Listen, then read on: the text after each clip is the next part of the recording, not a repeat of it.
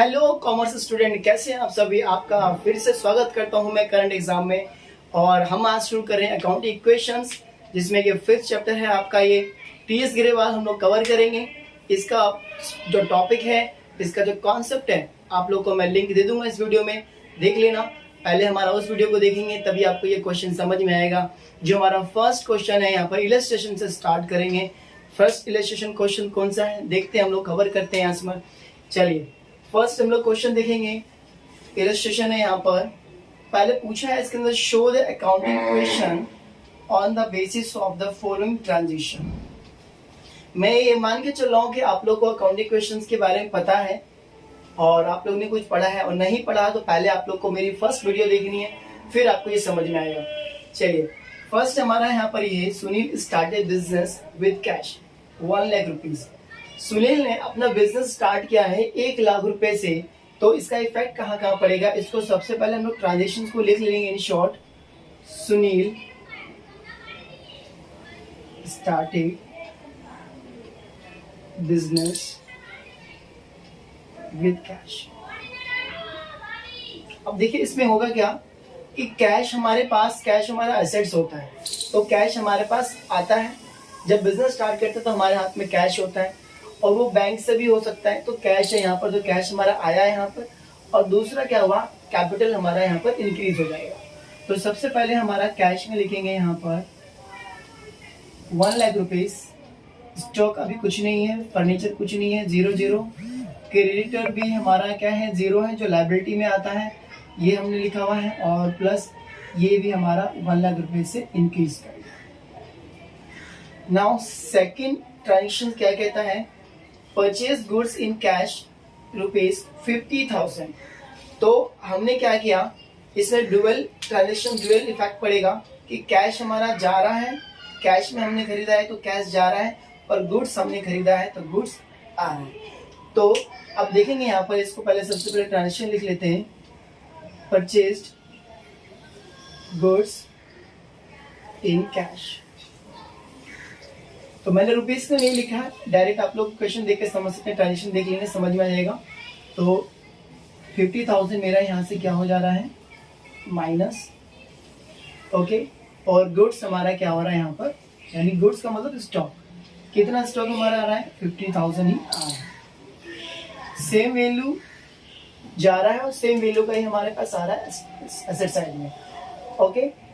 तो ये हो गया। बाकी हमारा क्या रहेगा, इधर कुछ भी इफेक्ट नहीं पड़ेगा। तो इसमें क्या देखते हैं हम, 1 लाख में 50,000 जाएगा, तो 50,000 का एक ये हो गया, और 50,000 का हमारे पास स्टॉक। अभी कोई भी हमारा लायबिलिटी साइड में, यानी इस तरफ कैपिटल की तरफ कुछ भी हमारा नहीं होगा। यहाँ पर ये हमारा 1 लाख पूरा आ जाएगा, ओके। ये 1 लाख, तो इसको हम लोग बोलेंगे ये इक्वेशन जो निकल कर आया अभी, इस वाले इक्वेशन को बोलते हैं न्यू इक्वेशन। थर्ड ट्रांजेक्शन क्या कहता है हमें, परचेज फर्नीचर फ्रॉम MS सम्राट फर्नीचर ₹20,000। भाई 20,000 रुपए का यहाँ पर MS सम्राट फर्नीचर से फर्नीचर परचेज किया गया है, लेकिन यहाँ पर कुछ बात मेंशन नहीं है आगे कि इसको कैश में दिया है, कैसे दिया। तो हम इसको क्रेडिट में मान लेंगे, उधार खरीदा है। तो अब उधार खरीदेंगे तो हमारा बैलेंस तो जाएगा नहीं। तो सबसे पहले ट्रांजेक्शन को नोट कर लेते हैं, परचेज्ड फर्नीचर, बस इतना लिख सकते हैं। आगे कितने खरीदा है हमने, ये तो 0 रहेगा क्योंकि कैश गया नहीं है। जब हम उधार समझ रहे हैं तो उधारी है, तो इसको उधारी मान के चलना है। यहाँ पर आगे भी देख सकते हैं ट्रांजेक्शन में लिखा हुआ है, ये लिखा हुआ है सम्राट फर्नीचर वाज पेड, इसका मतलब हमने उसको बाद में पेड किया है। तो इसका मतलब क्या, अभी हमने उधार किया है। तो 20,000 रुपए का हमारा फर्नीचर आ गया। तो ये हमारा कैश 0 रहेगा, स्टॉक 0 रहेगा, 20,000 हमारा ये आ गया। और उधर हमारा क्या हुआ कि लायबिलिटी साइड में 20,000 ही हमारा इसमें क्रिएट हो गया क्रेडिट साइड में, क्योंकि उधारी हो गया भाई। तो उधारी के लिए क्या करना पड़ेगा ना, उधारी के लिए लिखना पड़ेगा। जब आप किसी चीज को उधार खरीदते हो, जब उधार खरीदोगे तो क्या होगा, उधार खरीदोगे तो आपका क्रिएट क्या होगा, लायबिलिटी क्रिएट होगा। It means create obligations to pay further period. तो आगे के लिए आप क्या करोगे, उसको आपका ऑब्लिगेशन क्रिएट होता है जो आपको आगे पे करना है, इसका मतलब आपका लायबिलिटी बन गया। जब आप किसी से उधार कुछ लेते हैं तो वो आपका कौन होता है, क्रेडिटर होता है, और क्रेडिटर से उधार लेते हैं तो क्रेडिटर क्रिएट हो जाता है, इट मीन्स आपकी लायबिलिटी बन जाती है। तो हमने क्या देखा कि इधर की तरफ 20,000 का हमारे पास फर्नीचर आ गया और 20,000 रुपये का उधर क्रेडिटर यानी लायबिलिटी साइड में हमने क्या देखा, क्रिएट हो गया 20,000 रुपये। तो न्यू इक्वेशन क्या बनेगा हमारा,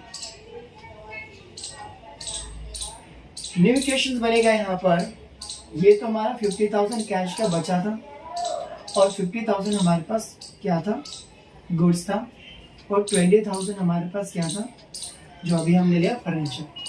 अब इधर क्या है, 20,000 हमारे पास फर्नीचर हो गया और 1 लाख रुपीज हमारा ये हो गया। तो इस तरीके से हमारा न्यू इक्वेशन निकल कर आ गया।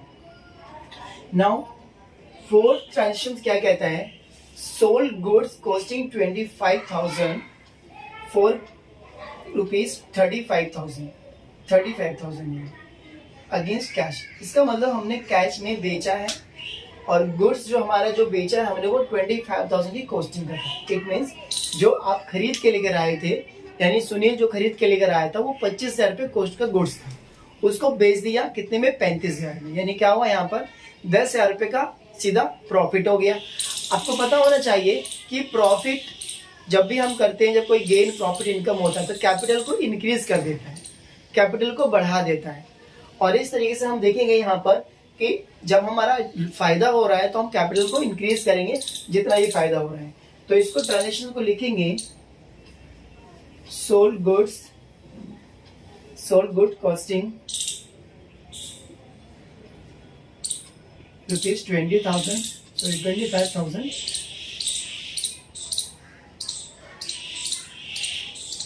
4 रुपीज 35,000। मैंने कुछ अंडरस्टैंडिंग के लिए मैंने इतना लिख दिया।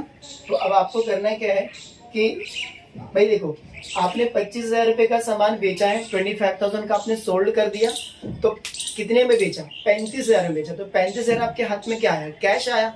तो कैश तो लोगे ना, कितना आया, 35,000 रुपये। तो 35,000 सबसे पहले हमारे पास आ गया, इसको हम यहाँ लिख देते हैं, कैश हमारा आ गया। और इसके साथ क्या हुआ, जो हमारा गुड्स था, यानी कितना गुड्स था, 50,000, इसमें से हमने 25,000 रुपये गुड्स को बेच दिया। ओके, और बाकी आगे का जीरो हो जाएगा इधर। और नेक्स्ट ये भी हमारा क्रेडिट में तो कुछ है नहीं, और प्लस हमारा कितना इसके अंदर प्रॉफिट हुआ, भाई 25 का था, 35 का बेच दिया, यानी कि सीधा 10,000 रुपये का प्रॉफिट हो गया, यानी कैपिटल बढ़ जाएगा 10,000 से। ओके, तो अब देखेंगे आप, ये 50 में से 35 चला जाएगा तो कितना आएगा, 15,000, सॉरी जाएगा नहीं, प्लस कर रहे हैं, सॉरी, क्योंकि 35,000 हमारे पास आया है, तो 85,000 हो जाएगा। 85,000 ये हो गया, और 50,000 का गुड्स था, 25 का बेच दिया, तो 25 का बचा हमारे पास। ओके, और इसके बाद क्या था, आगे 20,000 रुपये का हमारे पास फर्नीचर है एसेट साइड, और इक्वल में हम देखेंगे कि 20,000 रुपये का हमारा क्रेडिटर था, ये ले लेंगे, और प्लस 1 लाख हमारे पास पहले कैपिटल था और 10,000 रुपये और मिलके बढ़ गया, तो 1,10,000। ये हमारा न्यू इक्वेशंस बना है। नाउ ओके, इलस्ट्रेशन नंबर 2 हम लोग करेंगे। 2 क्वेश्चन कहता है, started business with cash rupees 70,000। तो लिखेंगे started business with cash. Cash में देखते हैं, कैश में हमारा कितना है, यहाँ पर 70,000 आ गया, तो कैश 70,000 से मिलेगा, 70,000 बढ़ जाएगा, ये दोनों 0 स्टॉक करिए, क्रेडिटर में 0 और 70,000 हमारा ये हो जाएगा। सेकेंड ट्रांजेक्शन कहता है, credit purchase of goods rupees 18,000, यानी क्या कि 18,000 रुपये का हमने गुड्स खरीदा, वो भी उधार खरीदा, यानी कि 18,000 रुपये हमारे कैश तो नहीं दिया, लेकिन गुड्स आ गया, तो कैश का मतलब नहीं गया, तो क्या हुआ, क्रेडिटर्स हमारा 18,000 से बढ़ गया, लायबिलिटीज आई। तो लिखेंगे पहले इस ट्रांजेक्शन, क्रेडिट परचेज लिख सकते हैं डायरेक्ट, परचेज ऑफ गुड्स। इसके बाद कितना है, ये तो 0 हो जाएगा। गुड्स का मतलब ये स्टॉक, और 18,000 से है। और इसके बाद हमने क्या देखा, 18,000 का हमारा ये हो जाएगा। तो ये कैश हमारा 70,000 रुपये है, और 18,000 रुपये हमारा गुड्स का हो गया, स्टॉक का, और ये 0। भाई स्टॉक का मतलब ना गुड्स ही होता है, कि गुड्स का स्टॉक होता है, इन्वेंट्री भी कह सकते हैं। और इक्वल टू में ये हो गया 18,000 और प्लस 70,000, ये बन गया new equations. Okay, third transaction क्या बनता है,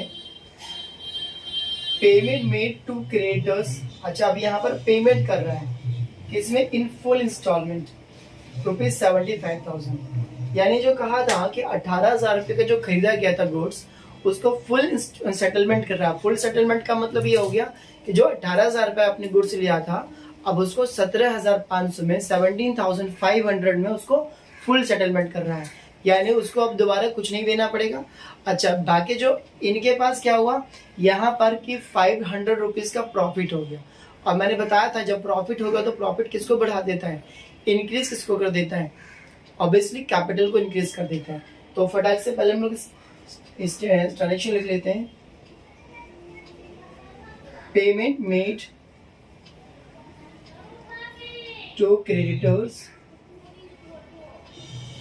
इन फुल सेटलमेंट।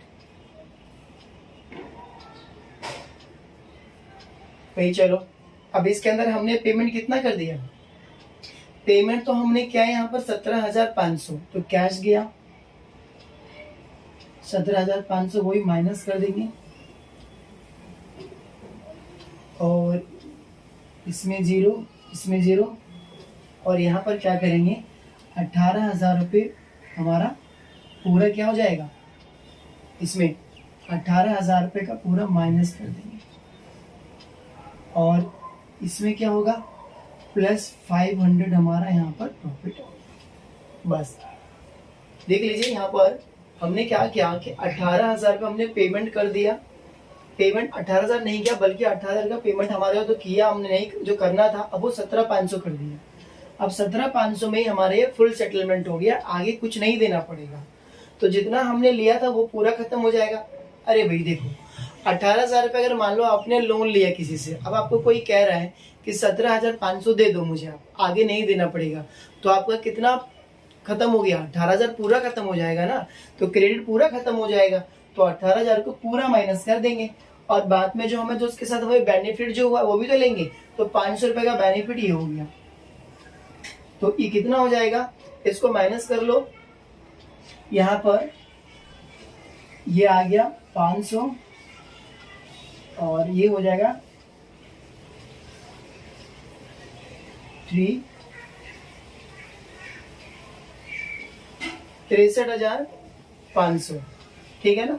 500 ये हो गया, यहाँ पर कितना हो जाएगा, 64,000, 64,000 और बाकी ये, ठीक है। अब बाकी इधर क्या हो गया, 0, ये वाला अपना 18,000 का तो गुड्स है ही, और इक्वल टू 0, और ये हो जाएगा कितना, 0 और प्लस 70,500, ये ठीक है ना। तो ये 70,500 हमारा बन गया उधर, ये हो गया न्यू क्वेश्चन, ठीक है। और इस तरीके से ये हो गया। बाकी फोर्थ ट्रांजिशन में देखते हैं, फोर्थ ट्रांजिशन क्या कहता है। फोर्थ ट्रांजिशन कह रहे हैं, purchase of machinery for rupees, cash 20,000, ठीक है। एक बार इस अमाउंट को हम लोग चेक भी कर सकते हैं हमने सही किया है कि नहीं किया। 70,000 हमने, एक बार मैं देख लेता हूँ गलत तो नहीं कर दिया हमने। क्योंकि अकाउंट से गलती हो सकती है, मैथ से भी चेक करना जरूरी है, ठीक है। तो ये अच्छा हाँ गलत हो गया था, ये हो गया हमारा यहाँ पर 2 और ये हो गया हमारा 6, ये आएगा 0 0, ये हो गया 5, यहाँ पर कितना बचा 9, तो ये हो गया 2 और ये 6 में से हाँ, तो ये 52,500 आएगा। मुझे डाउट लग रहा था, ये हो गया। चलिए अब नाउ इसमें क्या है कि नेक्स्ट क्या है, purchase of machinery for rupees cash 20,000। भाई हमने कैश हमें मशीनरी खरीदा है, तो इसको लिख लेते हैं purchase of machinery in cash. Rupees आगे लगाना लगा सकते हैं। तो आगे देखेंगे हमारे यहाँ पर क्या होगा, कैश हमारा माइनस कर देंगे, इसमें से माइनस चला गया, ये हो गया। और इसके बाद मशीनरी जो है हमारा यहाँ पर क्या हुआ, आ गया 20,000 रुपये का मशीनरी आ गया उधर 0 0, क्योंकि भाई आगे कोई इफेक्ट नहीं पड़ेगा, बाकी यही हो जाएगा इसमें। तो अब देख लो इसमें कितना होगा, इसमें माइनस कर देंगे, यहाँ पर कितना हो गया 20,000 माइनस कर दो इसमें से, तो कितना होगा 32,500, 18,000 और प्लस 20,000। जगह थोड़ा छोटा पड़ रहा है, कोई बात नहीं। और बाकी हमारा क्या होगा 70,500, ये अपना हो गया ये कुछ, ठीक है। तो हम देखते हैं यहाँ पर हमारा सही है कि नहीं है। तो ये हो गया 32,000 और 20,000 कितना होगा 52,500, और 52,000 में 10,000 तो 62,000, 62 और 1,500 और हो गया यानी 70,500। तो ये भी हमारा क्लियर हो गया 70,500। ये हमारा सेकंड क्वेश्चन था, जल्दी से इसको नोट कर लें आप लोग सभी। Thank you. नेक्स्ट क्वेश्चन फिर करते हैं।